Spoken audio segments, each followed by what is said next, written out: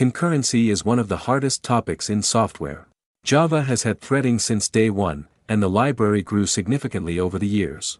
Today we write ConcurrencyDemo.java, covering threads, race conditions, locks, executors, futures, and the producer-consumer pattern.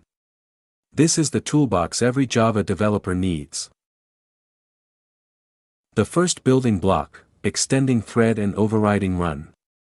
The task will run in a separate thread when we call start, never run, inside, thread.sleep, 50, pauses for 50 milliseconds.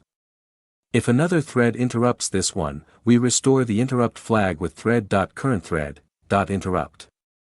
That way callers know the thread was interrupted, rather than silently ignoring it. 3 counters, 1 problem.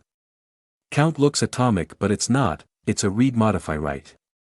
Unsafe counter will lose increments when multiple threads run it, that's a race condition. Synchronized counter uses the synchronized keyword.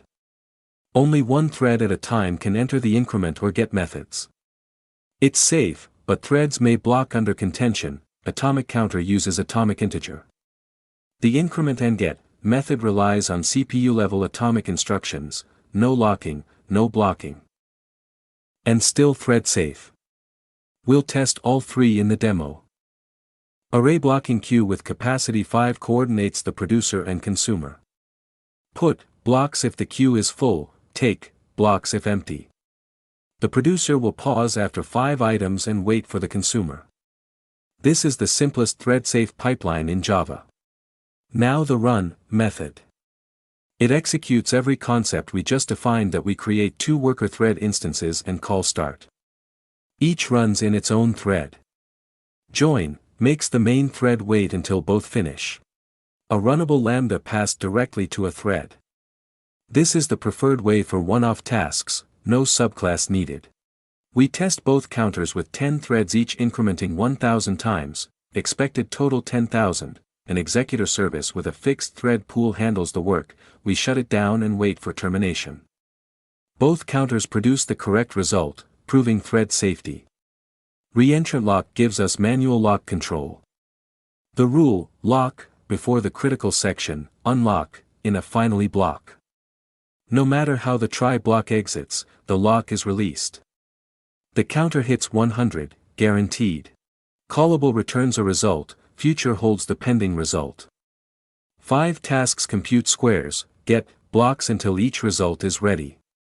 The executor reuses threads and we collect results in submission order. CompletableFuture builds an async pipeline. Supply async runs on a background thread, then apply transforms the result when ready, all non-blocking. The final get with a timeout is the only blocking call, then we run 2 independent futures in parallel and combine them with thenCombine. When both return 21, we sum them to 42, no manual thread coordination. Finally we call our producer-consumer method. The producer pushes 6 items into a queue of size 5, after the 5th put, it blocks until the consumer takes an item. You'll see the interleaved produce and consume messages in the output. Concurrency is now a concrete toolset.